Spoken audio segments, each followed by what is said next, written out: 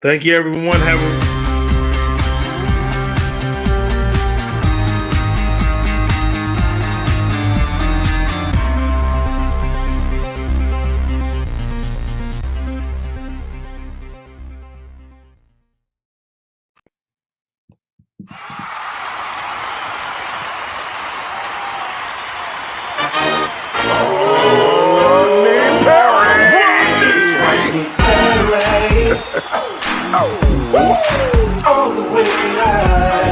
Get ready for America's #1 funny man. What? Hey. Make some noise. Ladies and gentlemen, from LA to New York, Chicago to Mississippi, let's give it up for America's #1 funny man, Rodney.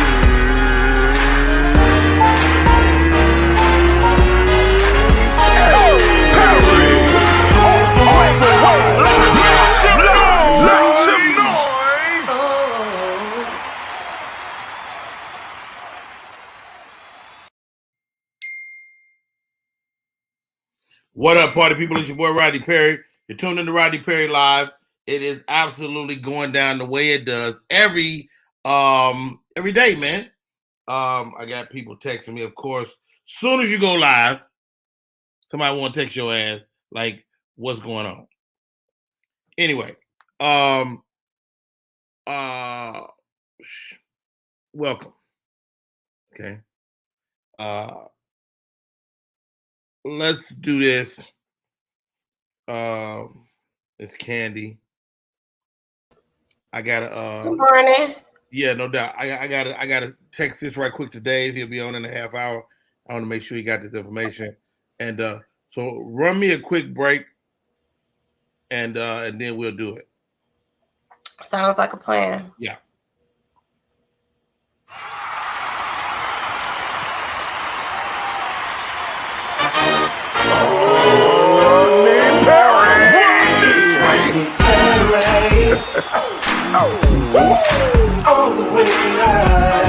Get ready for America's #1 funny man.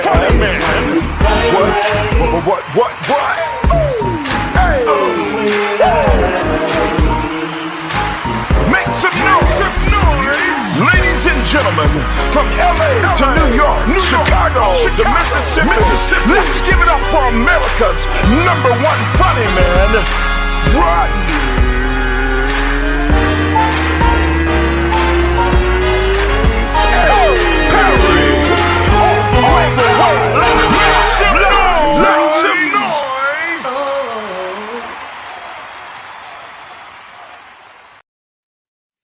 All right, we're gonna try to start over again. Forget it. Okay. I don't know what the hell we're doing this morning.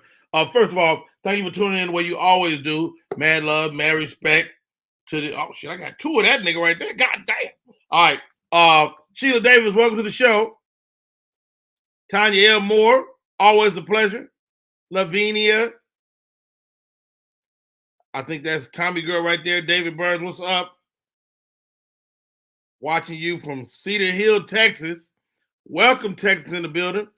I'll be in Shreveport coming up. Had a crazy time last weekend in Ybor City, Tampa, Florida. Oh, my God. These people party like it's Mardi Gras every day. I said, man, I'm going to lay down. I can't do it no more. Crazy night. Got back home. The wife was out of town taking care of some stuff with her mom. And so, I'm with the kids, dropped Roxy off at school this morning. And this is what I know. You don't want to buy a sausage biscuit from Racetrack. Okay? That's what you don't want. Shit was horrible. I almost choked on it. It had no remnants of sauce, nothing. Anyway. Welcome to the show. My name is Rodney Perry. You're tuned in to Rodney Perry Live. My co-host for today, two of my favorite dudes. They don't even know. They don't know each other anyway. Welcome to the show. Cole Parker, what's up, brother? You muted. RP. It's always a pleasure, man. Cole came in and sat in with our brainstorming meeting this weekend. Appreciate that, dope. bro. No doubt. That was dope. I'm ready for the next one. You know what I noticed as I was listening to y'all talk about, make suggestions. It feels like everybody kind of hate me a little bit. No, man, don't take it like that. You were asking for stuff that dealt directly with you about things that we know about you. All the nuances is part of it. Yeah, it hurts. Stop it. It hurts. No, it was great, man. Really great idea. A lot of good stuff coming down the pipe. You don't want a morning biscuit from Racetrack. One thing you ain't never got to worry about me doing is eating a biscuit from Racetrack. Even it seemed like the right thing to do. I had never seen it before. I was like, you know what? And it felt like I could throw it through a picture like a glass window. I've never seen an oven there. Now that you mention it. Ladies and gentlemen, super funny. One of my favorite sketches ever. This guy walks up to a homeboy, asks for some jumper cables. And dude's like, I ain't got no jumper cables. He's like, nigga, you ain't got no jumper cables? Raggedy as that piece of shit is. Ladies and gentlemen, welcome to the show, Mr. Rob Love, funny in the building. What's up, Rob? What's up, everybody? Good morning, everybody. Happy morning, happy Monday, man. Happy morning, man. Now, is that a virtual background, or you in the abyss? I'm in the theater room, man. I'm in the movie room, chilling. I like that. That's how perfect lighting the whole nine. Only thing I asked if you could turn your phone sideways. I'm gonna try to do that. I did that, and then it just turned me like this. Hilarious. You probably got your. We'll figure out a break, but you probably got your phone locked. Let me see. So especially if you got an iPhone. Okay. Let me see now. On this page, one of them buttons. There you go. Stop right there. Rob Love has joined the show. Hey, we in there. All right, man. Let's get into it. We got a great show lined up for y'all today. Let's get right into it. I got Rob Love. I got motherfucking Cole Park. Excuse my language. I'm cussing. Why you cussing right there? All right. Megan Thee Stallion paid Future $250,000 cash for his feature on Pressure License. Is Future that cold? Yes. Future got more. Listen, Future got more albums downloaded and sold than Drake. Really? Yes. I'm so behind. I'm gonna put up the link for the RIAA that came through. Yes, he does. It's like 90-something million. It's stupid. Wow. Now Future is the one that got the baby, the Sierra's baby mama, right? Yeah. Let me come in here because what we not about to do is bash Sierra. Oh no, definitely ain't nobody. First of all, ain't nobody she's thinking being quick like the beehive. Sierra hit the jackpot twice. Yes, like Sierra got the football player and Future. Can we say this? Just is Sierra's vagina wonderful? Oh gosh. Maybe her goodies are that good. I don't know. Maybe her goodies brings all the boys to the yard. That's Khalid. That's Khalid, right? But it still works. I've been calling that girl Kellis for 3 weeks. Who the hell is Khalid? Okay, Rob Love. We might be the same age, but you younger than me. Is Future? Is Future that dude? He must be. I mean, I think I ain't gonna hate on nobody getting their bread. So I mean, I'm happy she giving it up. I mean, I'm sure they gonna get it back some kind of way. So you know what I mean? Get it back. Yeah, she probably gonna do a feature for him too. You know what I mean? And it's gonna all balance out. It's gonna balance out. I found out. I went on the trip with my daughters. I found out I like Meg Thee Stallion. Matter of fact, this is what I found out. Rodney Perry is a bad bitch. You are not a bad bitch, Rodney. I'm a bad bitch. He can identify as a bad bitch, Candace. He can. See, Rob. That's why we. I want to be a part of this. Oh, you shut your mouth. I don't want to be a part of this. Let me tell you something, Cole. when your daughter gets a little older and start listening to all this bad bitch music, and you gonna be in the club like, Act up, city girl. You a city girl too? act up, act up. And they so violent. They violent little girls. Yeah. It's scary. It's That's really, real life. I looked at myself in the mirror. I was like, "You a bad bitch." No. Never motivated. 2022, you can identify. You can identify as what you want to in 2022. I'd rather be a white man. And I told my daughter, 'cause my daughter's is like super. You heard Cole? What'd you say? I'm identified as a white man. Well, white men all want to be women, so it's don't balance out. It's a vicious circle. I'd rather be a bad bitch than a white man that turned into a woman. This conversation is starting our money's off loose. It's a bad day already. Gossman Heifers are in the building. I see you, Lavinia. They say Rob from M-Town. That's right, Rob Love from Memphis in the building, rocking with us today. Michelle C, I see you. And man, I'm excited about the show. Okay, let's look at some more. I didn't know God Doggo Future was that important. Like, is he the future? Deshaun Watson. You're still getting it. Deshaun Watson issues an apology to the women he has impacted after being accused of sexual misconduct. Yeah. Like, he hadn't apologized yet. Okay. I mean, they kind of forced his hand, didn't they, Cole? Yeah, I heard he got him a care package with different oils and lotions as well, as far as the apology goes. Is that right? So, I don't know. That's crazy. But I mean, he paid money too. You know what I'm saying? So I'd rather give me a check than an apology. No doubt. I talked to one of my football buddies last night, and he said he never had more than 3 masseuses his whole career. And he said, actually, Rod, to be honest, he said I had male masseuses. He wasn't. I mean, and that on nothing. It wasn't. He said men can kind of give him more of a massage than a woman, and so he kind of spoke to that for me, and I was like, okay, I hadn't looked at it that way, but to have 20-something masseuses is kind of unheard of. Maybe he's a hand guy. He was loose.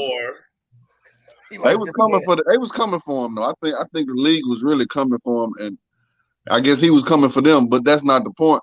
The point is that he apologized, which you got to do. You know what I'm saying? Pay that little money, which you got to do. But I don't think they need to force extend that suspension. He didn't play last year either. You know what I mean? Just I completely agree, Rob Love, man, and especially with the idea of them coming for him. That owner out there in Houston, that's it.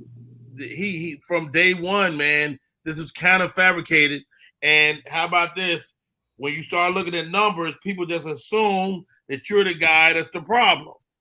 When you look at 20, 30 women, like, come on, dude. But you can pay somebody to step up, though. You can pay somebody to step up. You can pay me? I know the talking points. I might have rubbed the guy one day, So what happens with the season? Does he play or no? Well, they brought in the independent arbitrator. Yeah. They brought in an independent lady. She gave him 6 game suspension. The league doubled back and go no, we don't agree with that. We're going to appeal it. So that implies that it could be more. Yeah.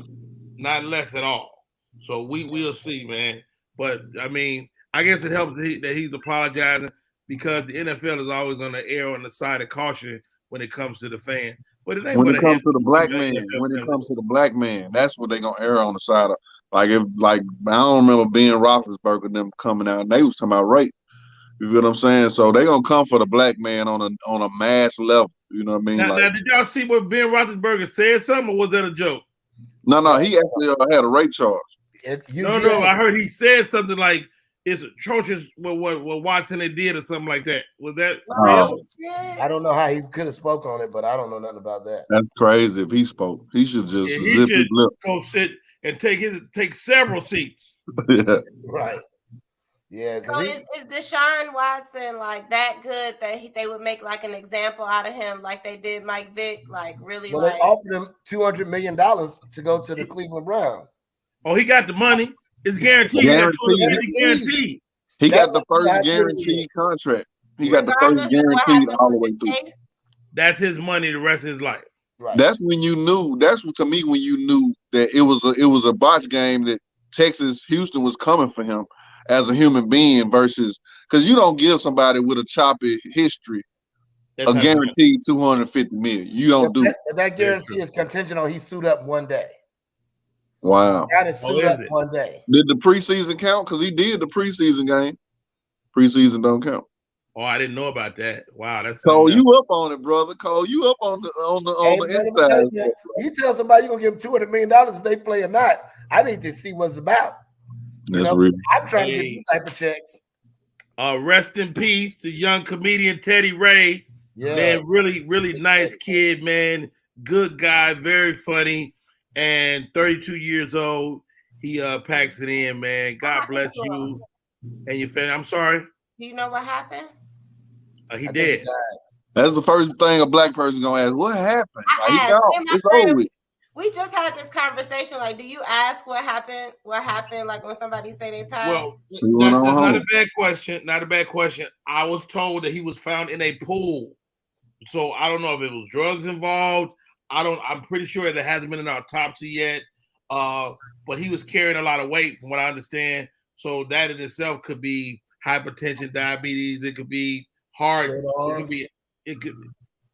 Before we dwell on what it could have been, let's celebrate his life, man. He was a great human being, super cool. I just worked with him at the beginning of at the end of last year. Real funny, down to earth, man. Positive dude. So, man, much love to him and his family, man. Brent Teller, his running mate.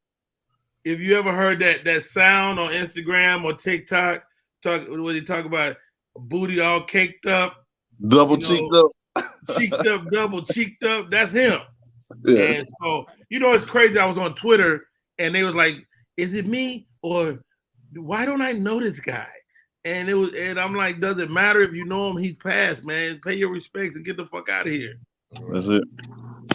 Wow. So shouts out to Teddy Ray, man. Beautiful guy, man. One of my friends passed away. Actress Denise Dowles. See if you can find a picture of Denise Dowles, Candy. Denise Dowles passed away at the age of 64 following a battle with meningitis. Goodness gracious. What do meningitis do? Anybody know? I thought that was something when you don't brush your teeth that well. I don't know if that's true. Meningitis, no. I think it does. Like, I don't know exactly what it does. I have to look into it, but I do know that like with like these kids, like college campuses, like that goes really like spreads through those college campuses and stuff like that. Meningitis? Yeah. So it's inflammation of like a part of your head. It's called the meninges. Wow. It's caused by a viral or bacterial infection. Oh wow. Just doing screen work. I'm like, I see you on top of it. Be careful, Candy. I got 2 screens. I do too. I just don't be using them. But I do have a picture of her. Hold on, let me share it. Yeah, man. She and I've been friends with this lady many years. Not gingivitis, Hopgood. That's what Cole was talking on the show in the second hour, talking about financial literacy and stuff like that. So you got a picture, Candy? It's Denise Dowles. Rest in peace, man. Such a great lady. She's been on a number of shows throughout the years, and she used to date a big time comedian. Who? I don't know if I can say. Women love details. I mean, ain't like you can't say it now. I don't know if I should, man. It's none of my business. He not dead. He definitely not dead. She did. Put it in the chat. Just let me know. I want to know. I don't know, kid. You might go get out of here, really? I ain't gonna tell nobody. Because if you say get out of here, really, everybody. I'm not 100,000% sure. If the audience asks me enough, I may be persuaded to say it. Come on, I forgot to pick y'all name. Put spill the tea in the comments. Put spill the tea in the comments if you want Rodney to tell us. Right. Spill the tea. I like that. Spill the tea. Spill the tea in the comments. Spill the tea. I love it. Okay.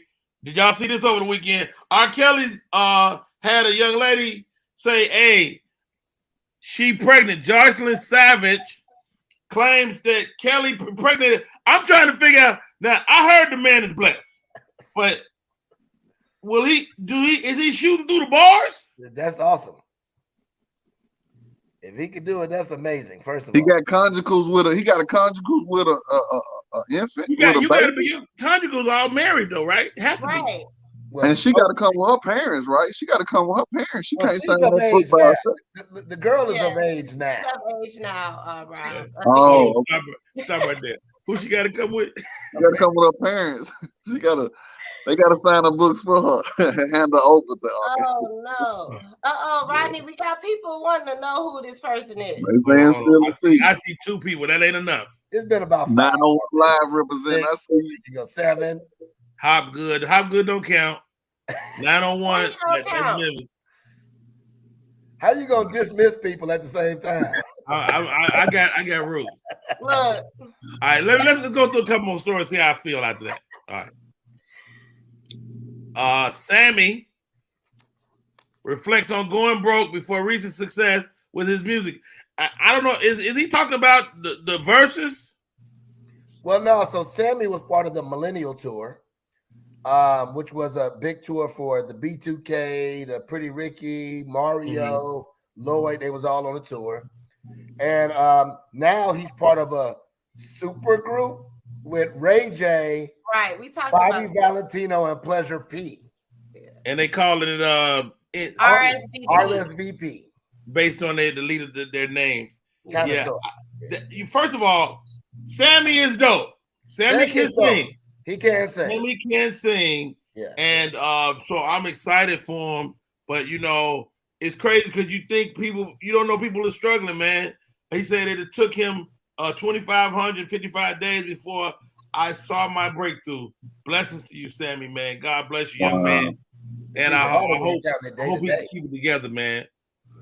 Yeah, you definitely don't know what people going through. Yeah, man. Old Sammy. Sammy got a strong beard, but his face look young around it. Yeah. He got a loyal following too. I know some real still diehard Sammy fans. They'll one Sammy song that doesn't like the way you. Oh, say he don't know one. That's it. I'm sold right there. That's the only one I got. That's all you need though. If you can live off one hit. Yeah. You can't live off one joke, but you can live off one hit. Which is crazy, right? Well, it take more work, I guess. Yeah. You actually could live off one joke if you had. Robin Harris been iconized off of Baby Kids. Just 2, baby. He had a whole movie and everything. 3 people shot and injured at Six Flags Great America in Illinois. Goodness gracious, man. Hey guys, tell me this, man. My guest host, Rob Love, Cole Parker, Candace is in the building. Is it guns or is it the people? Both. I think it's people without training. Okay. Break that down, Coley P. I don't think that you should be able to carry guns until you've taken a class to be certified in like a driving test. It should be like a gun test, Is your vision good? You know what I'm saying? They say I look like, somebody say I look like Q-Tip. I don't look like no damn Q-Tip, but if you're mad at him, I don't want to take his bullet either. You know what I'm saying? At all. So I think it should be like a vision test. It should be like a mental health test.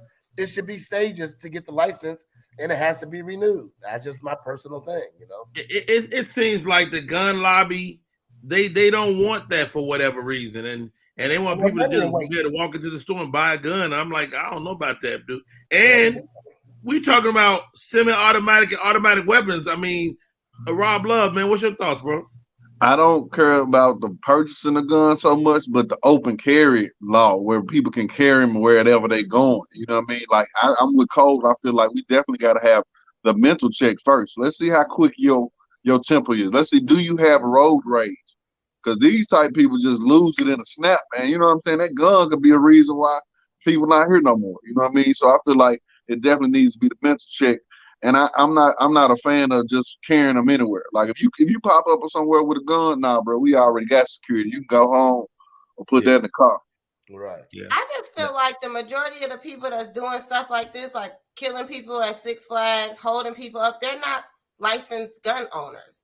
They're like getting these guns off the street. So there are just too many guns out here that people have access to that aren't licensed, that aren't, concealed. And how about this? If you got a handgun, you probably gonna miss. Right, unless you if train. you ain't cold with a handgun, and you got proximity on your whoever you shooting at, you probably. But for your home, I like having a shotgun. If somebody go past clack clack, they supposed to get their ass shot. That's on them. It's harder to miss. Oh yeah, and it's less lethal. Look, man. Matter of fact, I got a new idea. Just give me the clack clack. I can put the sound on my phone, hook it to some speakers, and clack your ass all day. They might have a gun. Then you're definitely gonna be shot. Right. Look, I remember when they used to put it in the trunk. All the guns was in the trunk. Like that'll give you a time to run. You can calm down. Like let's make sure all the guns back in the trunk. Up under your tire or something. Let's go. Well, you got time to calm down. You got to go get that. Yes, sir. Yes, sir. Hey, y'all. The name of the show is Rodney Perry Live. I am Rodney Perry. My co-host for today, Cole D. Parker. Rob Love Funny. David, take them glasses off, okay? David trying to read and see at the same time. Take them glasses off. Hey, y'all. When we come back, I get to talk to arguably maybe the hottest comic on the planet right now. Ladies and gentlemen, David Arnold pops in with us in a few minutes. Let's take a break, Ken. We come back. More show, and my buddy is coming on. Type 2 diabetes can have a big impact on your life, but how can it be prevented? Well, the first step is knowing if you have prediabetes, a serious medical condition that puts you at high risk for type 2 diabetes. 1 in 3 American adults has prediabetes, but more than 80% don't know they have it. The good news is, prediabetes can be reversed, and for many people, healthy changes in their daily routine can make a big difference. Take the 1-minute risk test today at doihaveprediabetes.org. Want your book or music to be published? Skip the confusion and rejections from others. Let bepublished.org publish and promote your work for less. Bepublished.org handles it all, from cover design to worldwide distribution, with high quality and fast turnaround. You even keep rights and royalties. Everything was perfect. You made my dream come true. My book and CD look so good. Call 972-880-8316 now. Bepublished.org. 972-880-8316. What up, y'all? It's your boy Rodney Perry. You're tuned in to Rodney Perry Live. It always does my heart good to see this young man. He's currently killing the damn game. Okay? Whether it's Fat Ballerina or It Ain't For The Weak, or if he's trying to pace his damn self. Whatever he's doing is turning to gold. He's the executive producer over at Lele, little girl Lele. What's the name of the show? I don't know. He don't tell me. He's a writer, producer, director, all around funny guy. Welcome to the show, Mr. David A. Arnold. What's up, Dave? Hey, what's up, man? How you doing? Did you say arguably the funniest guy doing? What'd you say? I mean, you're arguably the hottest guy on the planet right now, including Dave Chappelle, including Kevin Hart. You know what I mean? Yeah. Like you're in some rare air, Dave. Does it feel different? You know what it feels like? It feels like it's about time. That's what it honestly feels like. Right. Like, me and you've been friends for 20 years, and we have been talking about this for a long time and working very hard to be in a certain space. So when people ask me, how does it feel to like finally people, and I'm like, it feels like it's about time, because I know I put in a lot of work to make this, to make this little bit of acknowledgement that I'm getting right now happen. So I don't know, man. It feels good. It feels good to know you somewhere where you where you feel like you belong and you can sustain it. I think that's the Right. best thing. That's Exactly. the It's not a that's the flash in the part. pan. It's not a flash in the pan. People who have seen my last 2 Netflix specials, Fat Ballerina and Ain't for the Week, don't even realize that I got 2 more hours in me that I have not. I'm not talking about, hey, who's from Cleveland? You know what I mean? I ain't talking about I'm talking about material. You know, Right. you remember when you used to get mad at me when we was at the comedy union? You'd be like, David, you would scrap a whole 20-minute set. You'll be doing 20 that's killing and then just throw it away. And I was always like, I'm not throwing it away. It's once it's done, and I put it away, and then I start working on another 20. And I've been doing that under the radar for 25 years. Right. Like, you know what I mean? Like, think about all the nice, like, just like it's bits that you have that I've seen on your specials that people ain't seen. Right. And I'm not talking the about masses haven't seen, yeah. that's what I mean. Unless you're an avid Rodney Perry fan and you've been following Rodney since hosting Comedy Union on Friday nights back in LA, like from the beginning, you're not gonna know a lot of the stuff, a lot of the fire that you have. I'm the same way. It's stuff that, people they ain't even seen yet. Like you said, Pace Yourself is a whole new tour I'm doing since the special dropped.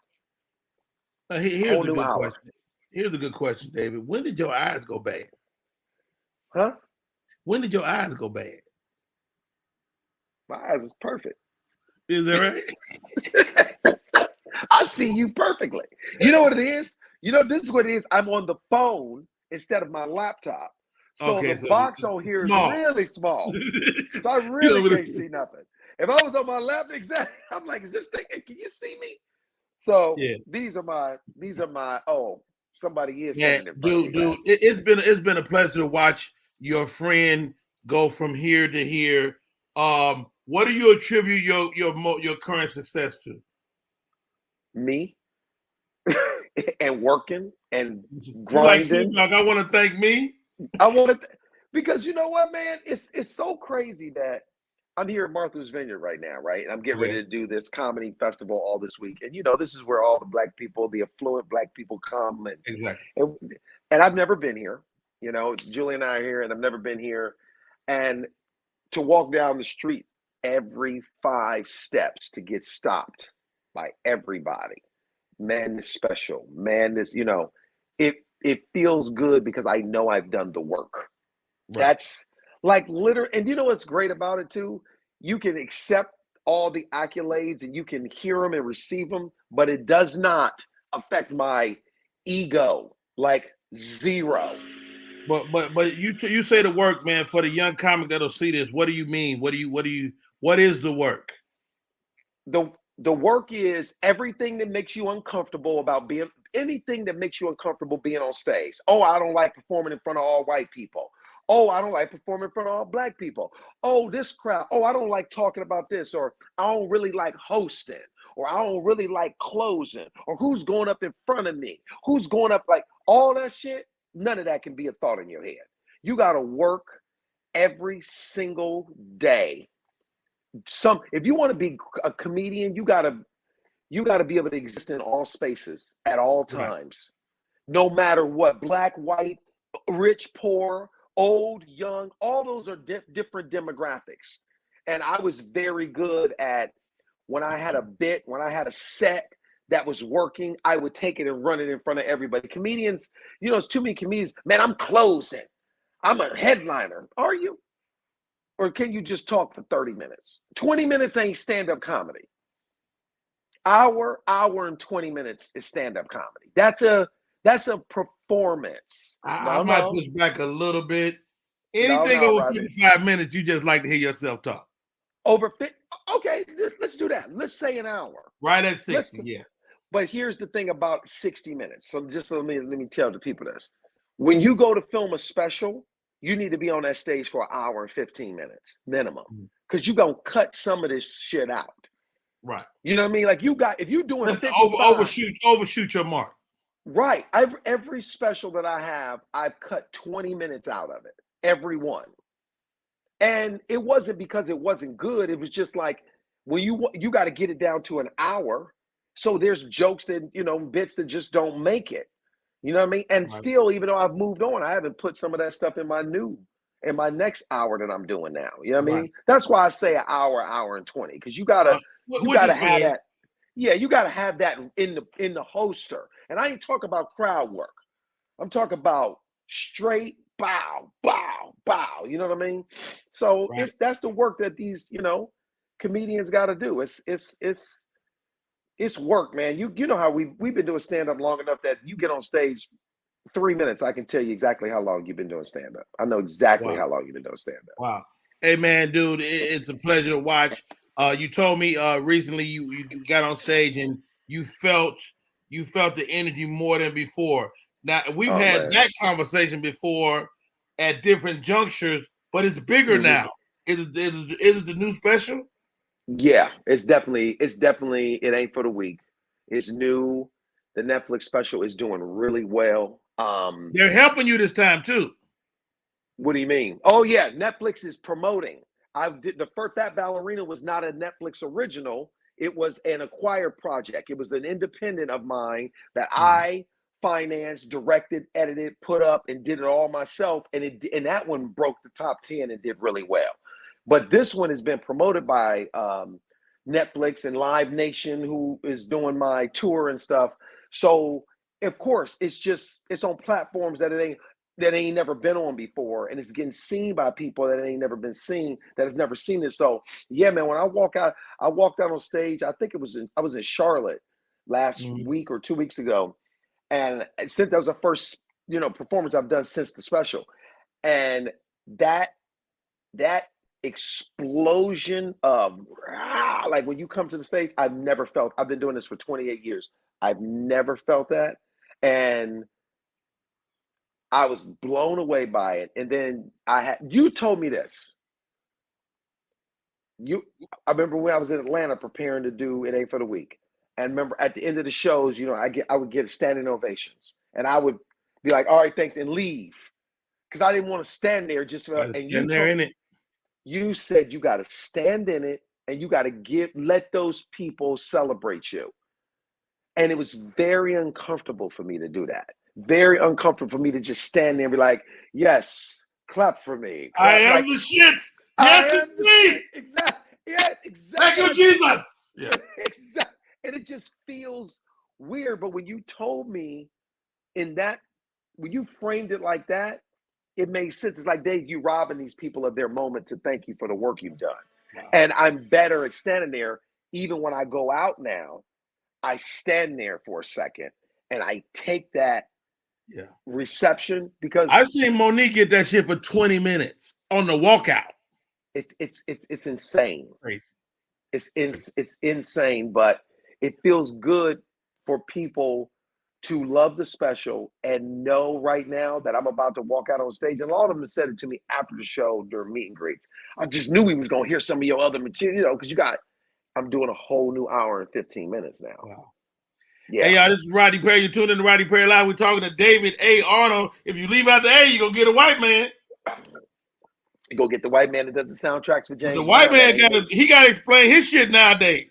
He got to go, don't put no A in.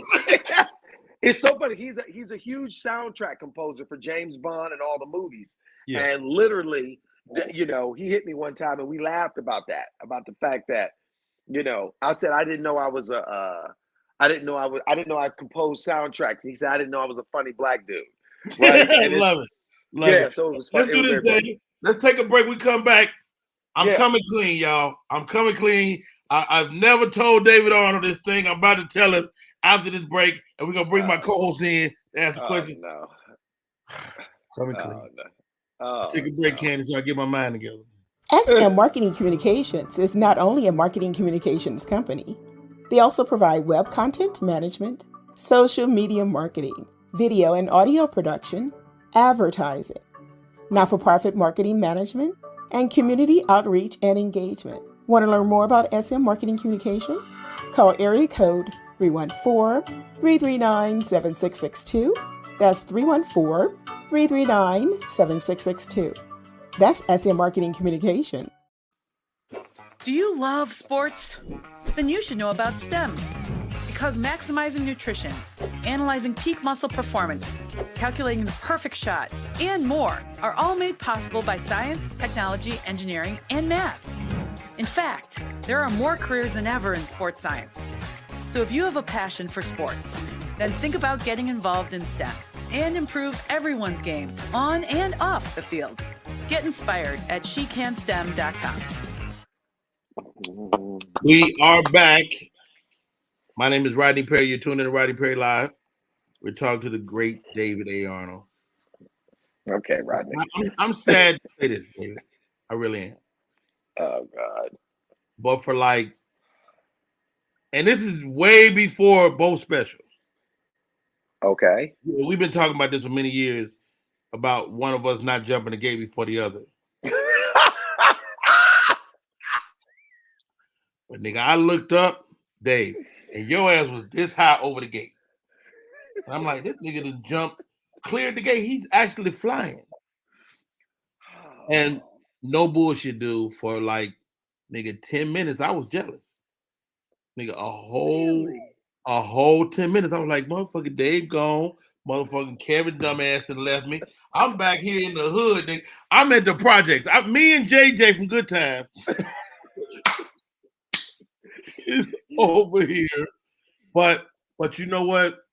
More than that feeling, it's a feeling of pride, because you also made it more attainable.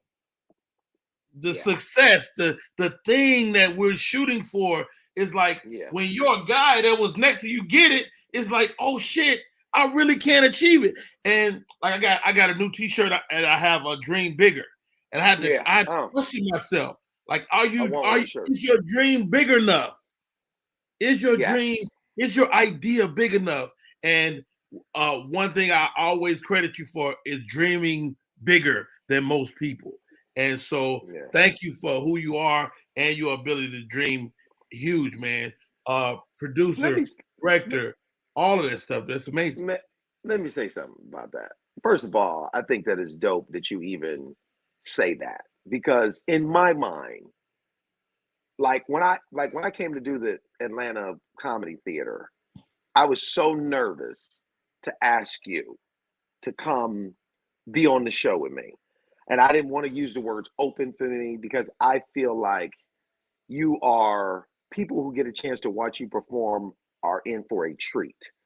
You've always been, like, every interview I've ever done, people go, who's your favorite comedians? And I'm fire off the Richard Pryors and the Bill Cosbys and the people that, like Jerry Seinfeld. Those are always consistently my three people that I mention, right?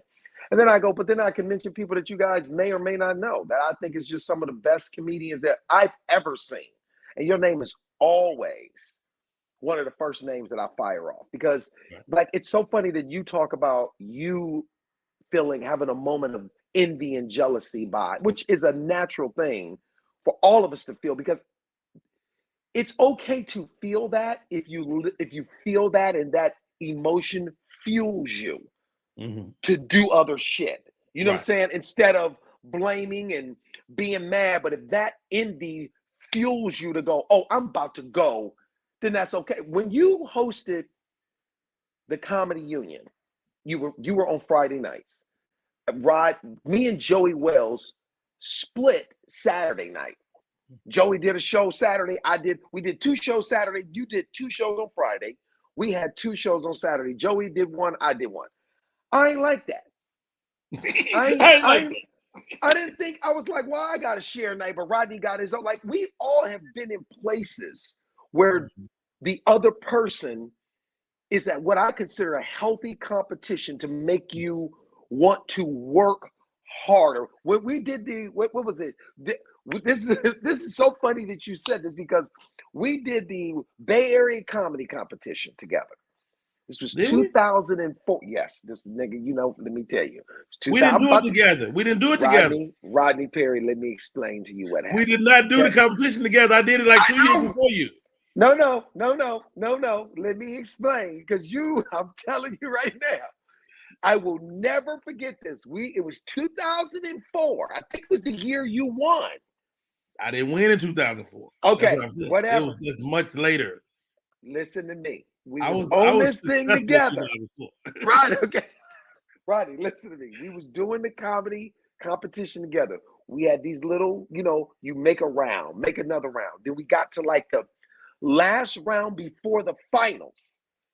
And when I tell you, me and you made it, I made it, you made it, I made it. It was the next step, right? The last step. And when I tell you I didn't make it, and they called your name, and when I tell you, you hit me with a smooth elbow in the back as you was running up to that stage, I went, and I said, wait a minute, we was two peas in a pod up until they called your name, and I sat there, and this nigga put his elbow in my back to get on this, and you went on to win the competition eventually. You won the Bay Area comedy competition. I was jealous. I didn't like that. I did. 2 years later, I took second. Yeah. I lost to D. Militon.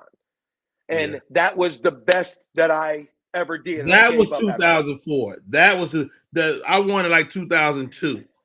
I took second in 2005. Right. Well, 4 or 5, yeah. Yes, I took it in 5 because I got the little plaque sitting in my office. I blame that on Chris Spencer.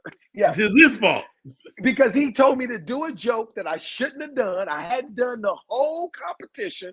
Threw it in there because Chris said, and that was that one joke that got complete silence. Nothing. And it was one of the things. Damn you, Chris. That's exactly what I did in the middle of me performing it. I died, nothing. But so I want you to know that I respect you. While you say I felt this thing, I felt that thing from you so many times. You have been my pain. You've always been right. You've been when I met you, you was in the big room at the Ice House, opening up for George Lopez, and I was in the small room at the Ice House closing the shows. Like we've always been right next to each other, and this ain't gonna be no different. It's the same thing, and we are still working together. October 1st, right here in Atlanta, Georgia, man. I couldn't be prouder, dude. I swear to God, Dave. The only reason I said what I said is I want you to know that feeling is not there, and I'm proud, dude. Like to call you my friend and to watch the success. And, thank you, man. And I'm gonna bring my co-host in, but October 1st. I want to also add what you have done. 1st? Huh? What's happening October 1st? You started and you didn't finish it. Oh, well, hold on, David. I'm running some shit. I'm doing some stuff. October 1st, at the Brookhead Theater, David Arnold headlining, he's pacing himself because he may fuck this up. Okay. I tell David, please don't fuck this up. Please. No. But I'm super excited about that. And Rodney's gonna be performing with me at the show. So please, yeah, man. If you don't like me, come see Rodney. I'm gonna sneak on as many dates as I can with the great David Arnold. I cannot wait, man. And still just knock down, drag out funny. And how about this? It's always been there. You know what I'm saying? Like, it ain't like what the world is seeing is brand new. I'm like, this motherfucker been funny. And been doing some of these jokes that that grandfather bit that everybody's talking about from my special. I did that joke at the Comedy Union 15 years ago. Easily. And I got shit in my bag that y'all always like, nigga, when you gonna do that shit again? Exactly. When it's time, I'm gonna do it. Exactly. Joining us, Cole Parker, Rob Love. What up, Cole? What up, Rob? What up, David A. Arnold? What up, David? David A. Arnold, man. Candace is in the building as well. Hey, what's up? Rob Love, you got anything for Dave, man? I definitely do, man. It was a dope to hearing y'all conversation, man. Healthy competition, I think that's important. In the comedy frat, as I call it, you know what I mean? Just having people that push you to be more successful or push you to go harder. Dave, my question is, so in those moments where you felt like you should be further along than you were, What is your advice for people who feel like that they aren't at their where they should be kind of situation? My advice for people who feel that is to use that to fuel you to do something. Because man, there's been many a times when I felt like I wasn't, like you said, I wasn't where I'm supposed to be. Here's the thing, it's always gonna be something. You ain't gonna never get to a place where you just go, all right. Like even now I'm getting ready, I'm out, we're developing a TV show for myself, right? It's a family show, dad, married, with what my stand-up is, what my stand-up has always been. Yeah. Now they're talking about the landscape in Hollywood is all work. They all want workplace comedies because of Abbott Elementary. They ain't really buying family stuff. It's always something. Yeah. So you just get a mindset to go, I'm going to keep doing work. When they say that, I go, well, you know what I can do? I can work on this until that becomes, you know what I mean? Until that becomes a reality or whatever. My stand-up, writing, all the producing, all the stuff that other things, that other skill sets that I've developed over the years. It's always going to be something. If you feel like you ain't supposed to be where you're supposed to be, what happens is when you get where you want to be, you're going to look back at the times when you thought you should be there and going to realize I wasn't ready to be there. Wow. That's the part. Like, that's why I was telling Rodney, being here, people knowing me in pictures, and can I get all that stuff that's happening now. It's great because you work really hard for people to know who you are and what you do, but it don't fuel my ego and move me like that. I'm too old now to believe. I've seen too many people get less than this and lose their mind, especially us black people. We'll get a little bit of something and think, and next thing you know, this nigga got sunglasses on at night inside a restaurant. It's like, nigga, I need you to take these glasses off. Because you not Michael Jackson. I did have a sunglass phase. You had to blow me up like that day. So it's just, everything happened when it's supposed to happen, but you just got to know it's work. It's real work to get. Cole Parker, what you got for Dave, man? Well, first of all, I've had the pleasure of kicking it with Dave a few times. So, my man.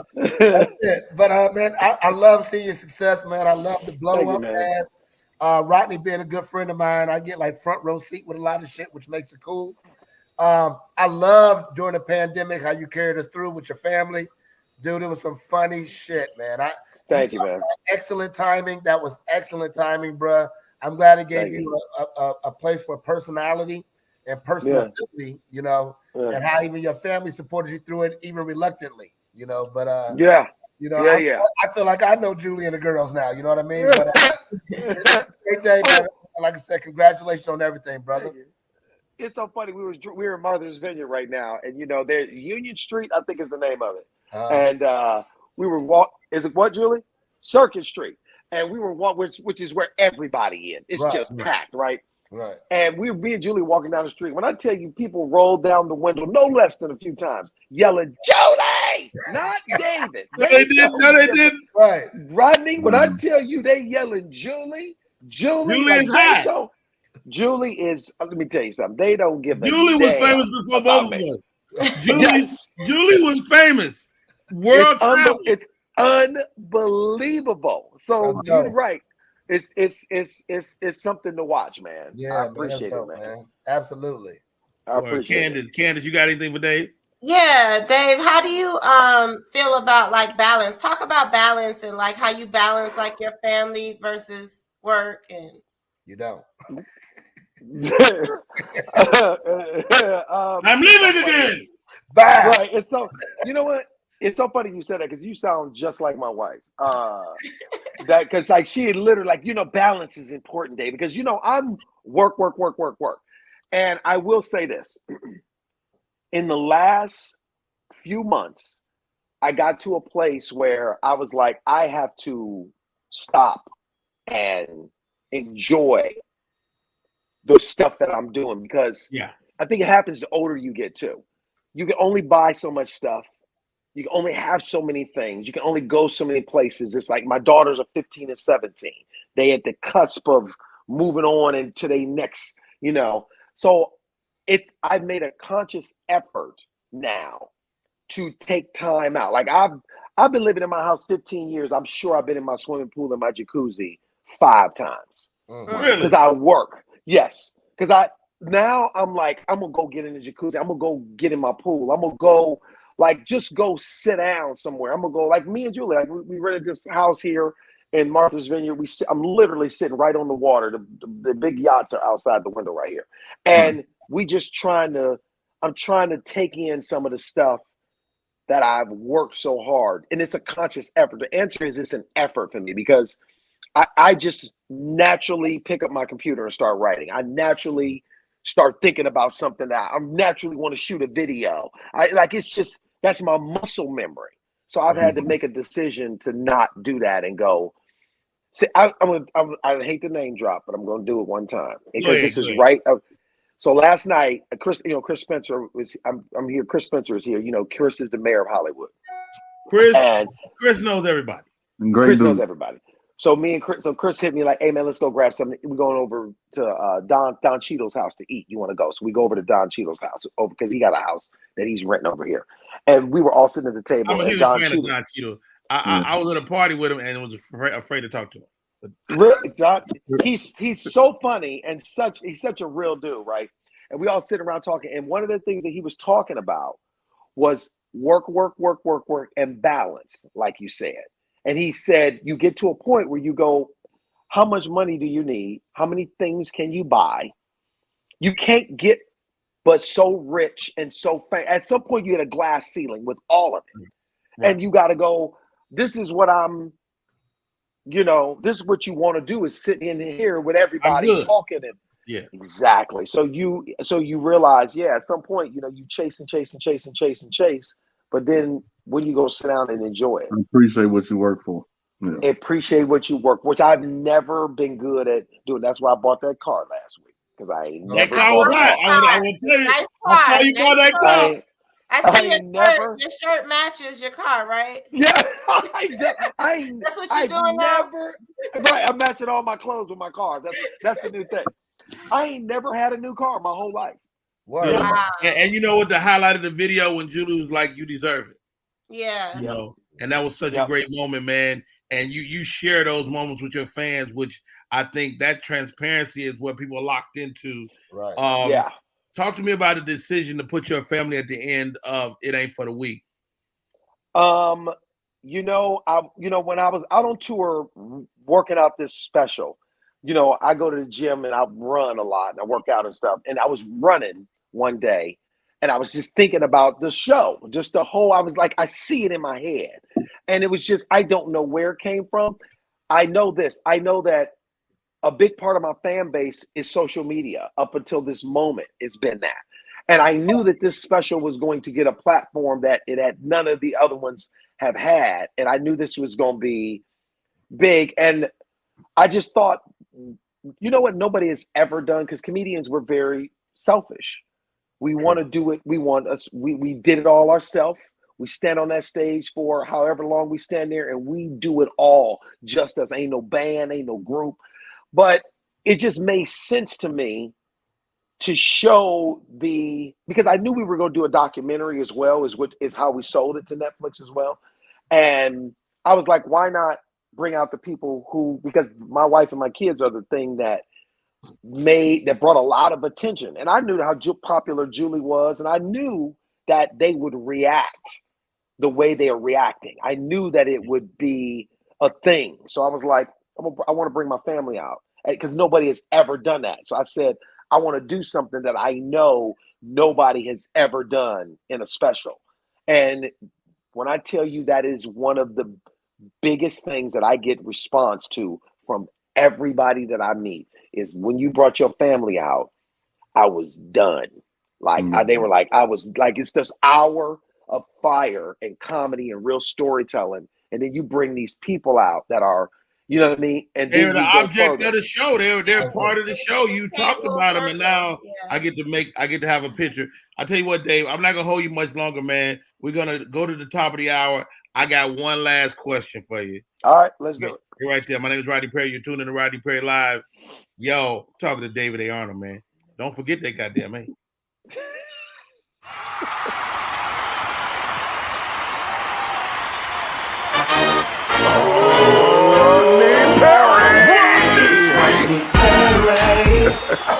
All the way live. Get ready for America's #1 funny man. Funny man.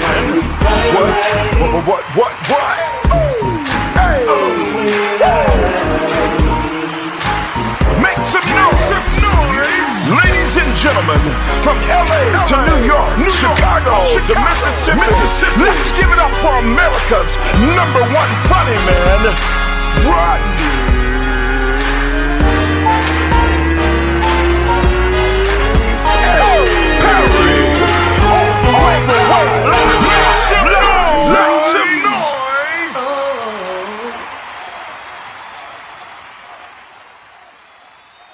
I'm tapping on your phone.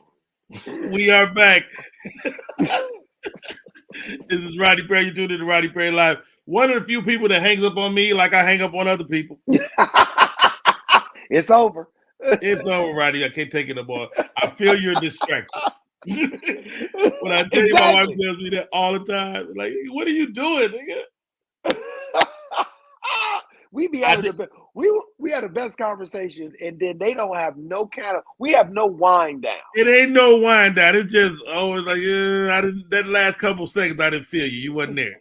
Yeah, exactly. We made it as far as we could today. Goodbye. Oh yeah.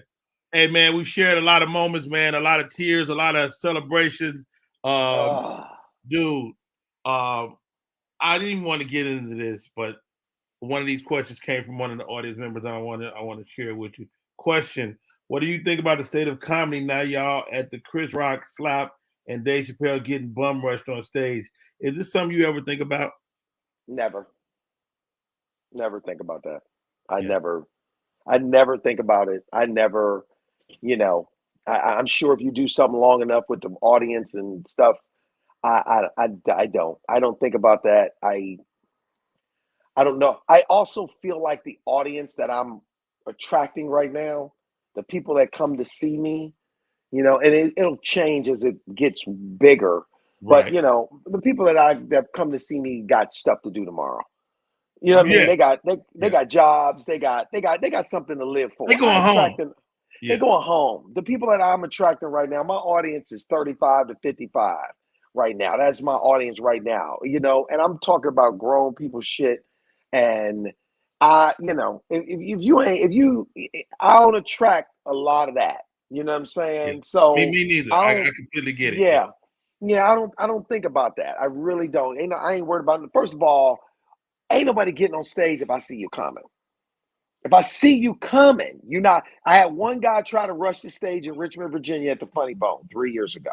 Never forget it. And he started talking shit, and he walked around to try to come up the stairs.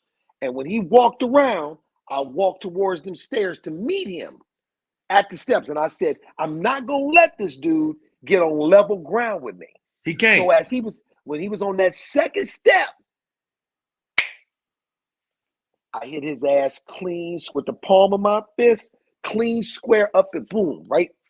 What I tell you, and this nigga went flying back on that table, and I was genuinely angry because I've worked hard to earn this space on this stage. Yes. And you think you're going to just walk up here? How about this? I don't like people putting their feet on my stage. Don't do that. It's disrespectful. Get your feet on my stage. That's like coming to my house and putting your foot on my kitchen table. You put your feet up on my table. Are you out of your mind? That's because that's a lack of respect. That's a lack of respect for what we do. And especially when you're not, quote unquote, the celebrity they think you are. You know what I mean? Like when people try to heckle me, I go, you do this because you think you can go back and forth with me. But what you don't understand is I got an anger problem.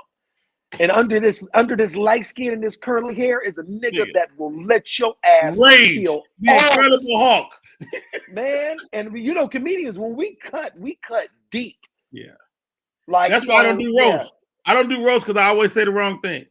I'm gonna lose a friendship. I'm gonna lose a friendship because I'm gonna find out the darkest shit I can about you and your mama, and I'm gonna say it. Last question, Dave. Last question. And Cole kind of alluded to it earlier. Did you have a conversation with your family before you brought them into this virtual world? Yeah, I said, don't fuck this up for me. No, you know what? You know what's so funny? I gotta be honest with you. My daughters, because they're big YouTube, kids they YouTube, and there's a lot of families on YouTube that do videos. My kids from the beginning, when we started this 3-4 years ago, they're like, we should have a reality show. I'm like, we could do some stuff right here. Julie was the last one. The kids were on board from the beginning, just because they had seen families on YouTube. Then they knew that those families were not as funny as we were. Right. And Julie was the one who was like, why are we doing this? This ain't funny. We not funny. And I was like, oh, I'm funny. You might not be funny, but I'm right. I said, don't nothing else. Funny all day, every day. I'm funny. I said, look at all this shit around here. Where do you think this come from? This come from funny, right? This backdrop is funny. That's funny. And so I think it was after she started seeing the comments and the feedback from the videos. We did that, which I drug her through. The back to school video, where that was one of the first videos. That was one of the first ones that blew up. That was the one that blew up. And when I tell you, her attitude through that whole shoot was bad. Like if I cut the frame, if you could see the raw footage of that video, one frame past where she cut out, her attitude and her face was bad. Complained the whole time. And when I tell you that thing, not Julie. I don't believe that. I don't believe that Julie was Rodney, I'm telling you right now, her attitude was bad. That whole shoot. And that thing blew up. And after that, she realized, oh, we on to something. And now everybody is, we just in it. It's natural. And it's not forced. It's us just being who we are. It's really who we are. Yeah. Hey, man, such a great journey to watch. To watch you pace yourself. That's the name of the new tour, man. DavidARnold.com for tickets. We got 20 cities, 15 between now and the end of the year. We got, I don't know how many between next. You hear the ships? I don't know how many we got between January and March, but we booking on. My TV show is called That Girl Lele on Nickelodeon. It's a show I created. It's on Nickelodeon and Netflix now. We just got picked up for another 26 episodes last week. So we're gonna be doing that through next year. I'm in the middle of filming a Christmas movie for Will Packer and Little Rail and Ludacris. So I'm very excited. I've never done anything like that before. I was like, I'm very excited. Who you playing? I'm playing Ludacris's father in a flashback in the 90s where I ruined Christmas for him as a little boy. Older than you. Right, but this is like 1990, and he's thinking about when he was a little boy and his dad ruined Christmas, and I get in a fight with Santa Claus and knock him into the tree and burn out there. Perfect casting. Yes. Oh, this dude is an asshole. I'm not gonna lie to you, but real talk. Tim Story is the director. I've never worked on a real movie like that, and so. It's a small role, but I'm so thankful for it. I'm so excited to just be there. You know what I mean? And man, I'm really just trying to be in the moment and enjoy this, because this might be the biggest it ever gets. So I need to be thankful for where I'm at, man, and I am. Hey, if it gets no bigger, then you'll be a bigger nigga. That's right. I don't know how that sounded. I don't know what that meant at all. Anyway, you did good right up to that. I was cooking, Anyway, hey man, thank you, David. Hey, I love you, Rodney Perry. Hey, you tell Julie I said hi. I know she right there. She right there, right off camera. Right. She said, Rodney. Junior.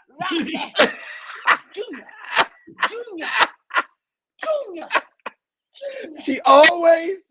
That's gonna be Julie's favorite joke every time. Why she looking at him all the way on camera? She thinks she looking at Junior. Larry Tapp Jr. Larry Tapp Jr. Tell Junior I said it's the funniest joke to this day. Oh my God! All right, man. I love you, bro. We love you. Hey, thank you. Have a great day, man. That's David Arnold. I'm Rodney Perry, and this is Rodney Perry Live. And let's take a break. We come back, more show. Peace.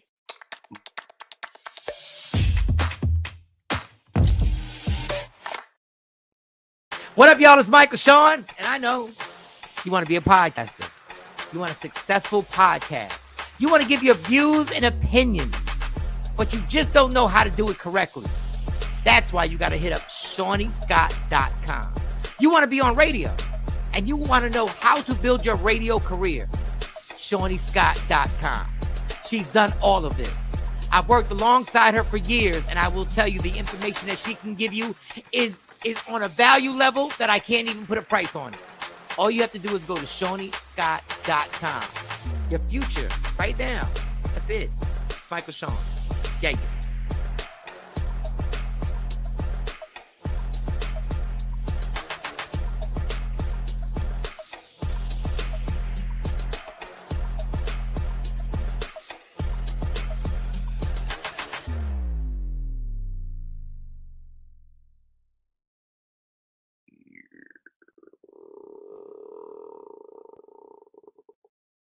Hey, what the hell you doing, Candy? Hey, y'all, we are back in full effect. My name is Rodney Perry. You're tuned in to Rodney Perry. Thank you to my friend David Arnold coming on the show today. Very dope. My co-host Cole D. Parker, Rob Love Funny. Man, what was y'all takeaway? What's your thoughts? Oh man, that was dope, man. I love seeing friendship on camera. You know, it's like it's so much authenticity in it that it makes it fucking amazing. You know, outside of the damn stories that y'all probably could have talked about for fucking hours. You know, it was still some dope ass shit right there just to even see that. And because you and I have a personal connection, I really know how authentic that is when you say certain things about seeing how your friend is on the stage right now. And when he said this may be the biggest it ever gets, that took me back. Like, shit, appreciate the fucking moment. That's really appreciate the moment, man. And that's my takeaway. And regardless of where you are, appreciate that. Appreciate it because that may be it. And that's one of the things that got me out of that funk I was in with Dave, right? Is that I was like, are you serious? Like, you got kids you put through college, you got kids in the military, you bought a home, you got cars, there's a lot of people who swap places with Rodney Perry.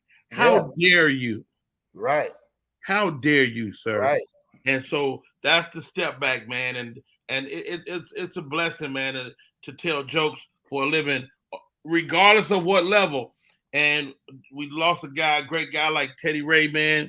And just for us to know that young man's name is remarkable. So, Rob Love, what's your thoughts, man?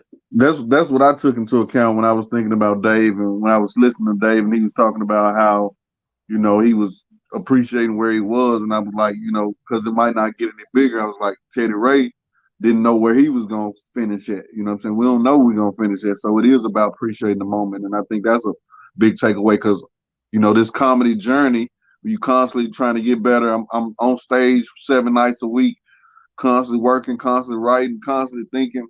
You know, it is self-absorbed to some degree. And then, you know, you do have to take time to appreciate those around you. You know what I mean? It was dope, Julie popping in, you know what I mean? Just to see that progress and growth.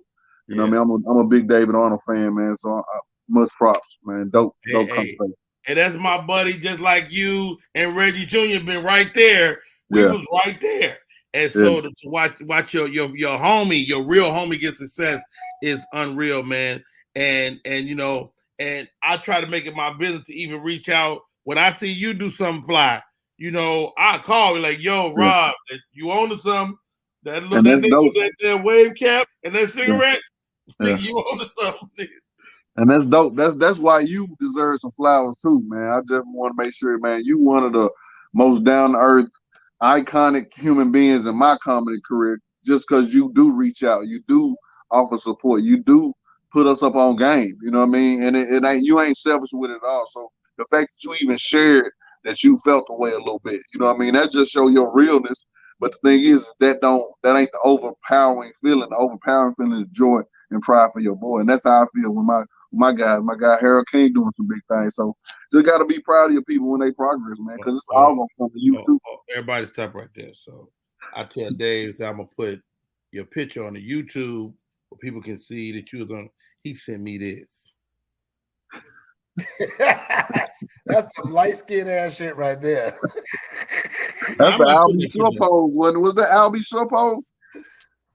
Speaking of Albie Shore, let's send our prayers out to the Albie Shore family. He is currently ill. I just had a text yesterday, and he's battling some serious illness. So let's send a prayer toward the Albie Shore family. And this is not him. Much love to Albie Shore. Yeah. David said, put this picture up. I'm not doing it. I'm not I gonna do wouldn't it. either. I'm not gonna do it. I might do it. It depends on how I feel. Anyway, outfit. Hey, I'm trying to get Cash and I'll put it up. Let me put it up. Let me get Cash in the movie. I'm not gonna let you do it either. I'm not gonna let you do it. Hey, this weekend, Helium Comedy Club, Buffalo, New York. Terry King is in the chat. Terry's gonna be with me. I've never been to this club. I'm excited. I like going to new clubs because that means I get the motherfucker put my foot all the way in there.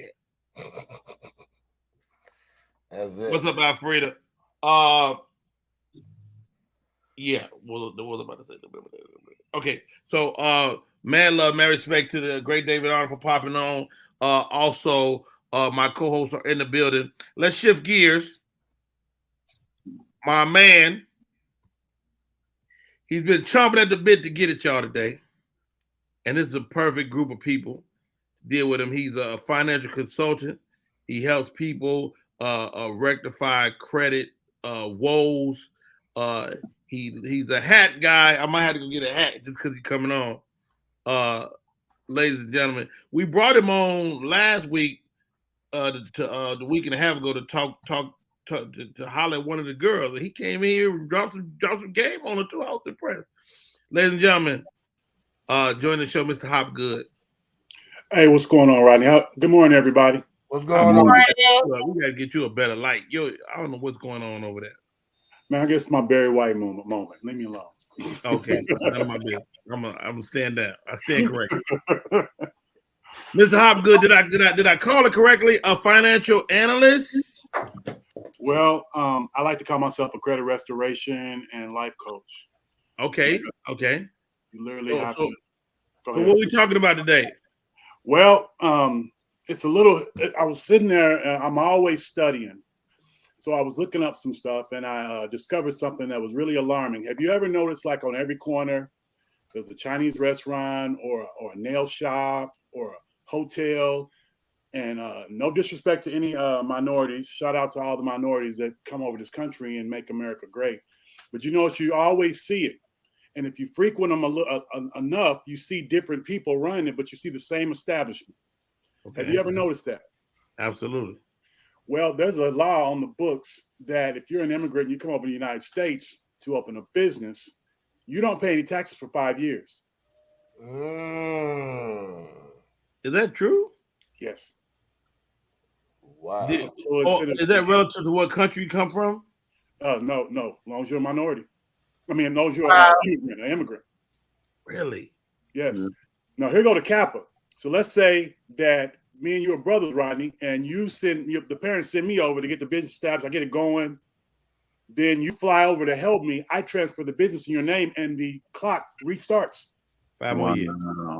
And you can do that unlimited. Wow.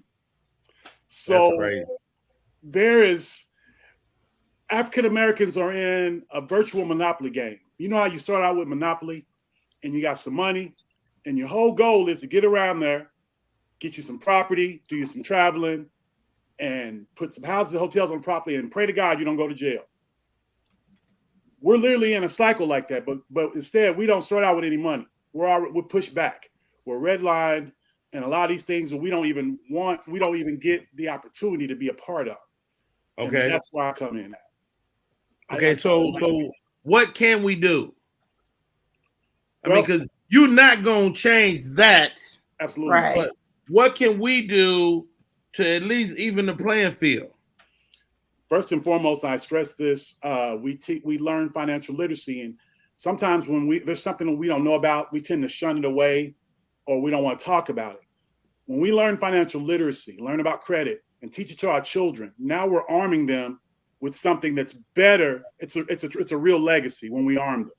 So we study up, get our credit in order, because then that causes us to be able to get better employment, where we can make better wages, make better decisions with our money. If we want to be an entrepreneur, we can strike out, and we already got a foot in the door. There was a saying that if you want to hide something great from Black people, put it in a book. Wow. So what's the book we need to read? Well, you really Black people need to arm themselves with the Fair Credit Reporting Act, specifically Section 609, 608, 620, and 612. Now that changes from year to year, doesn't it? Sorry about that, y'all. No, it absolutely doesn't. They might change a little bit.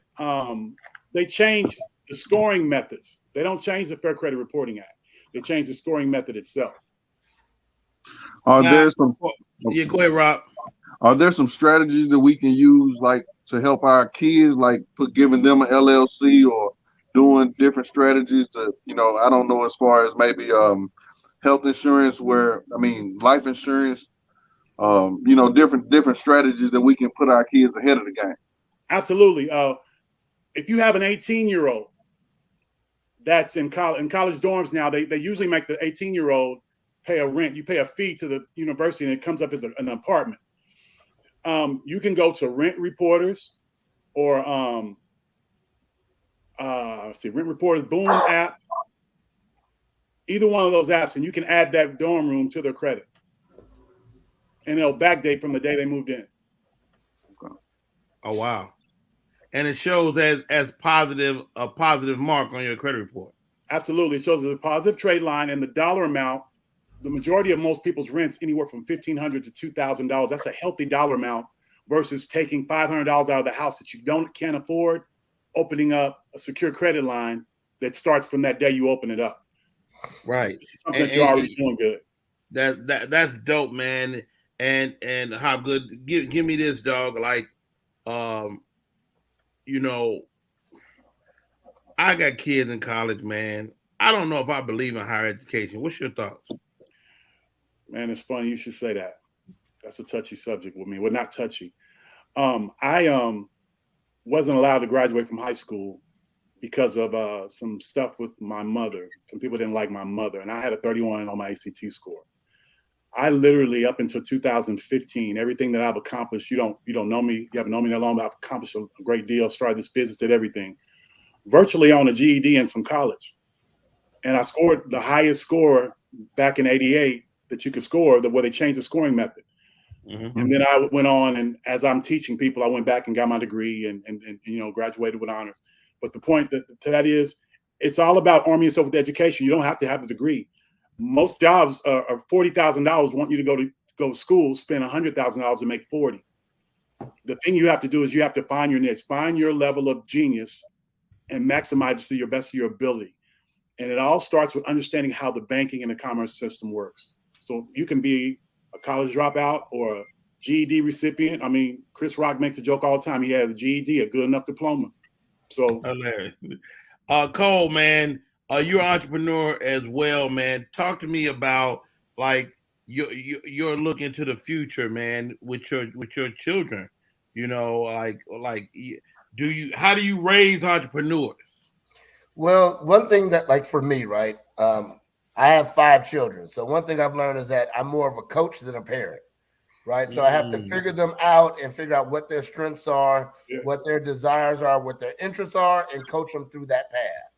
Okay. So out of my children, I do have a couple of entrepreneurial thinkers, but I also have some 9-to-5ers, and I also have a military guy, right? All in my bunch of kids. Yes.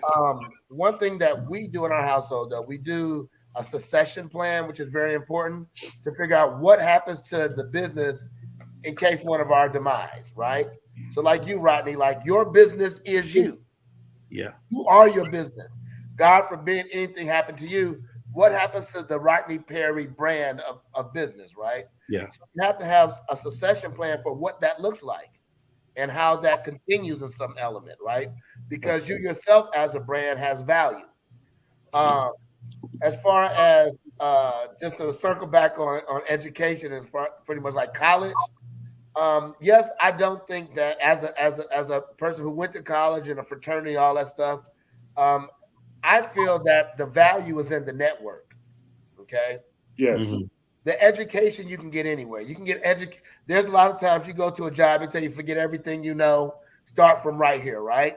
But the network is the value, and the network is is really what the investment is for, and how you're utilizing the network is really if your value in paying for secondary education makes sense or doesn't. Got it.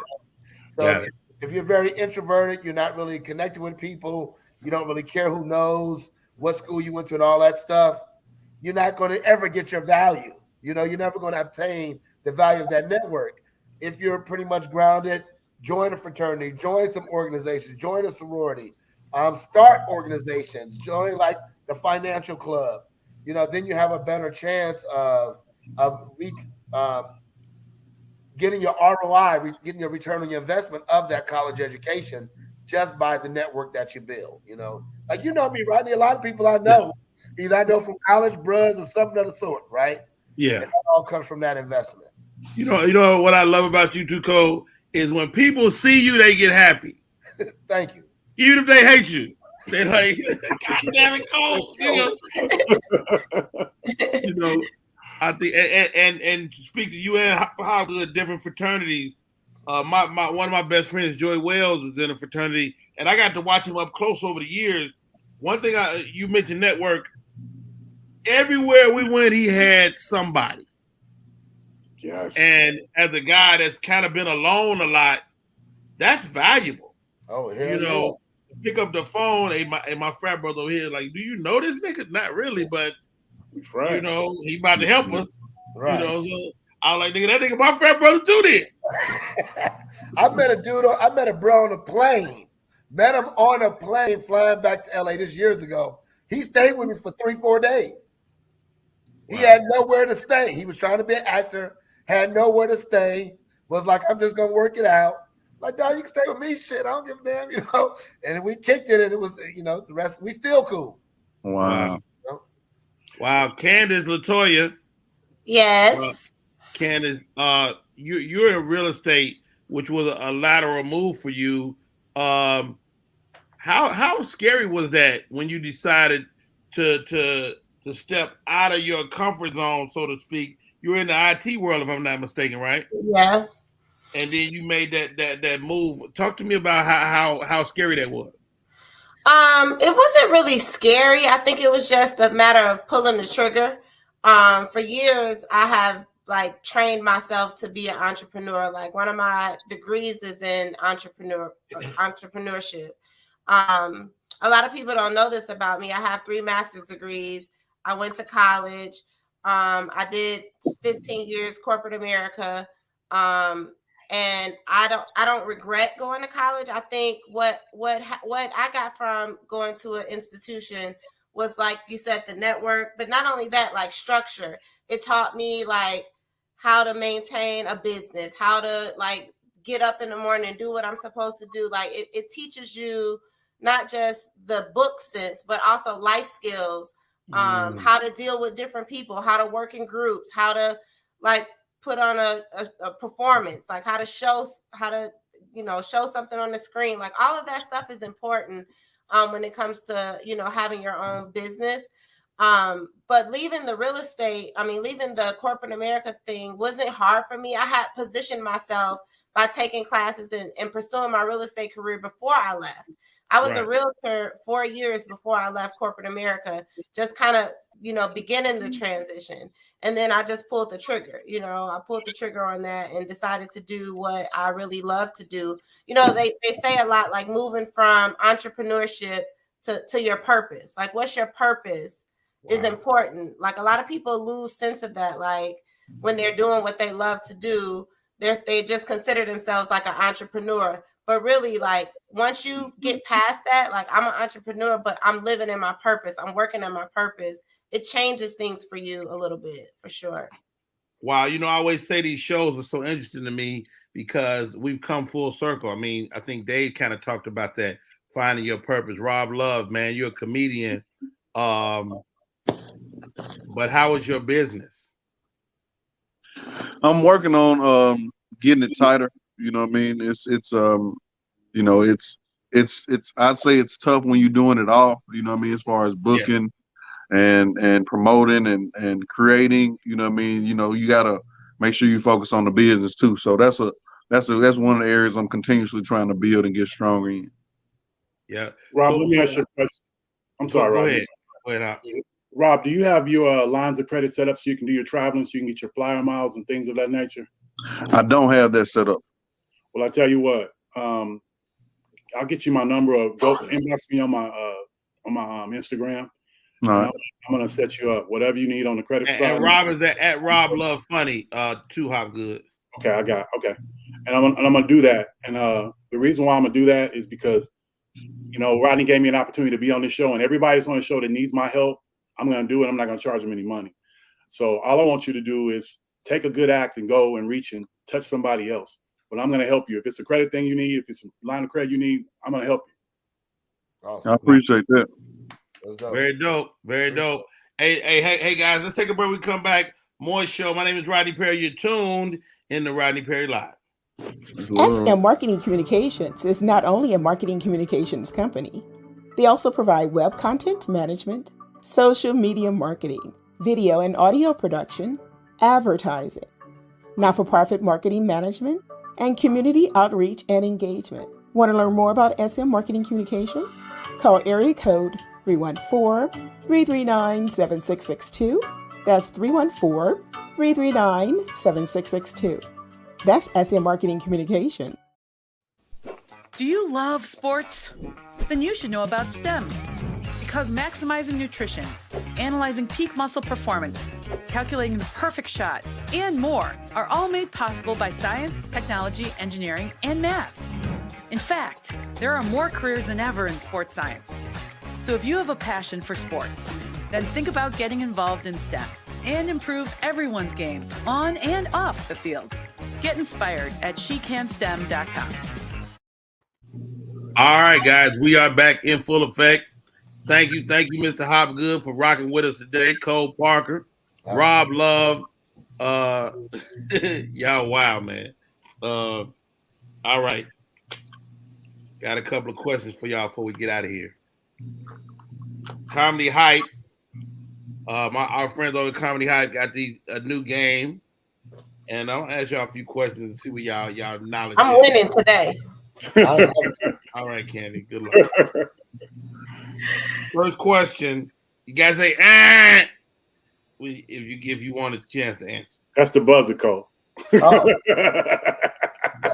didn't know what we was doing for a second. Sound like Juvenile or somebody, huh? Here we go. Master P. What was the name of the magazine that Khadijah on Living Single worked at as an editor? Flavor. Who was? Flavor. Hopgood. What is it? Flavor. What? Magazine. It was Flavor Magazine. Hopgood, you got 2 points. Whoa, I could go from 1 to 2 quick. All right. Next question. What sports activity does Lil Duval partake in during his Smile music video with rapper Snoop Dogg and Ball Jeezy? Oh shit, Rob Love. Smoking weed. That is incorrect.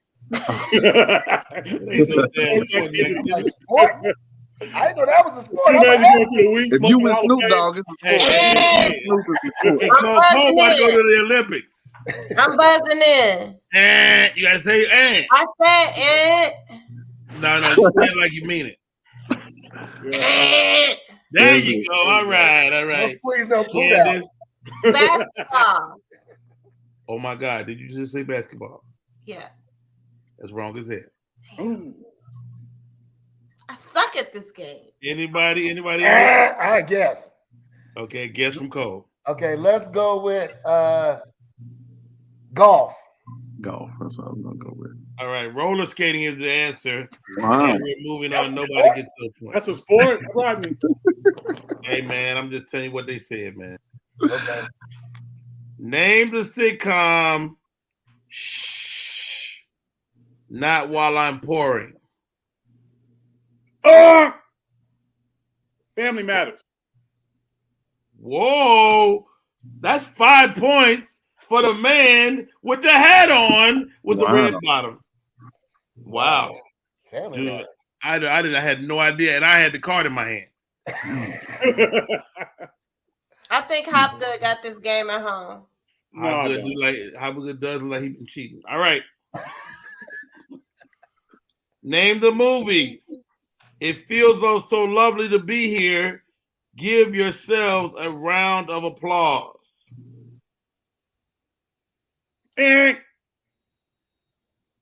Rodney Perry played in the sequel. The original was Coming to America.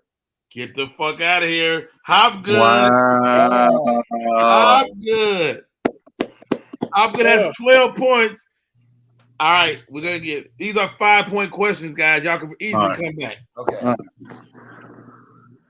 Oh, that's too easy. I might say that one. Okay. Candy, this is easy. You got a buzz. Do not let Hopgood outbuzz you. Name the comedian. She ready. Tiffany Haddish. Wait. We got to look at the tape for the first. My hand was first. You don't put a hand up. You have to You have to say. Did you say Tiffany Haddish? I did everything. We all said it. Right. Candace LaToya. Give my Did point. you say Tiffany Haddish? Yes, I did. Those are my points. You got 5. I know that's like you ain't even what that means, right? 5 points. You have to be acknowledged. She buzzed. And she's here every day, so we got to keep her on board. Yeah. And she's behind the scenes. She deserves it. I don't need no pity 5 points. I earned my points. You earn your points. You jacked them points. Hey, this is another easy one, guys. You ready to buzz? Name the comedian.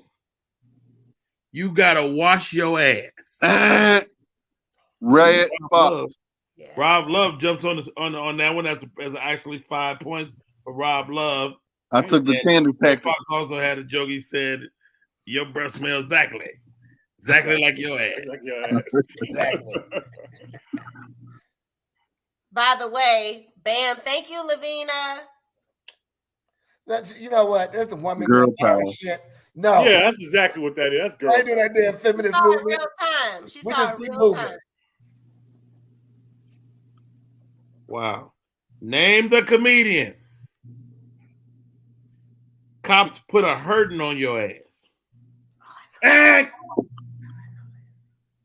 the great Richard Pryor. Wow. Also known by his nickname Dick. Wow, Hopgood can't be caught, but let's just do 2 more for the sake of Cole getting points.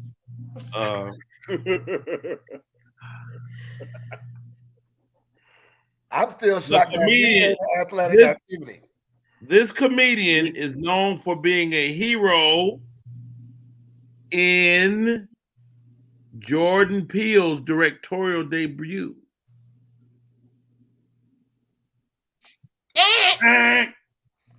Candy got the end. Hopgood raised his hand, but he didn't say shit. Oh. You missed this, Candy. Little Real Howie is the answer. That was it. That was it. That was it. I confirm. I'll be the confirmer. Yeah, I'm proud. I was with him last week, and we talked about it. Yeah. All right. How many comedians are part of the original cast of the 85 South show? And Cole. 3. Oh shit! Cole got it. Even though his buzz was late as hell. No, I came in first. It was delayed like a mug. Your buzz was late as hell. I'll take it. It's laps. This is a little tougher. Name the comedian. I'm sorry. Name the comedy tour that featured DL, Said the Entertainer. I already got that one. Go ahead, Hopgood. What do you think? Let me finish. I'm second. English comedy. And that is wrong. Oh, Comedy Get Down.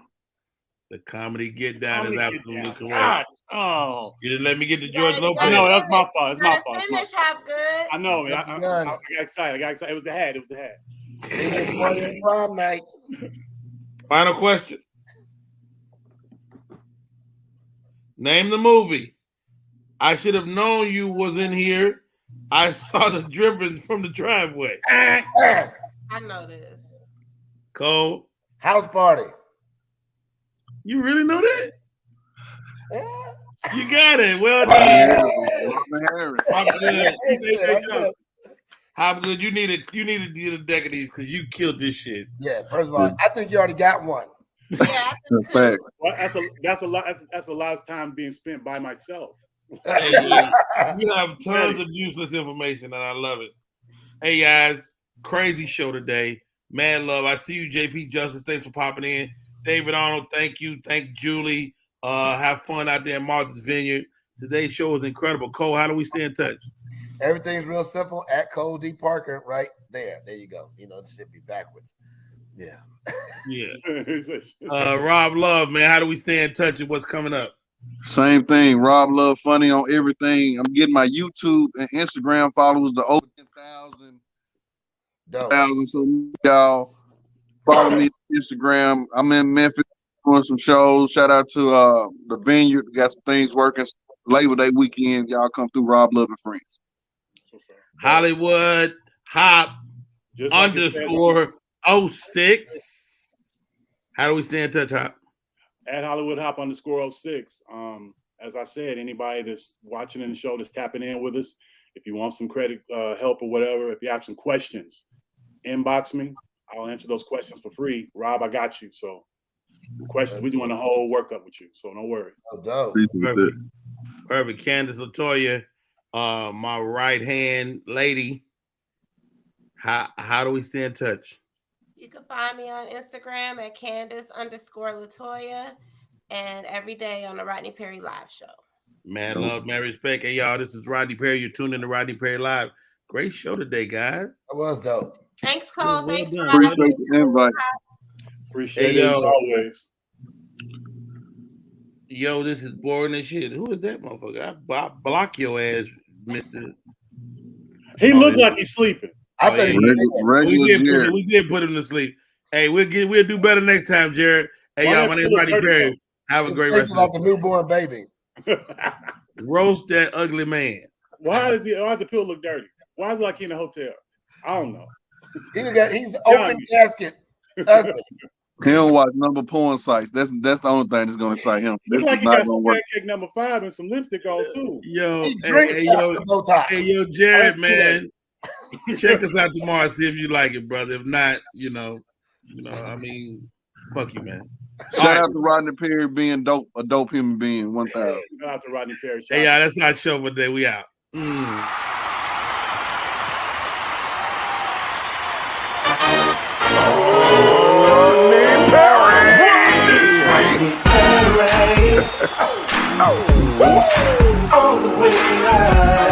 Get ready for America's #1 funny man. What?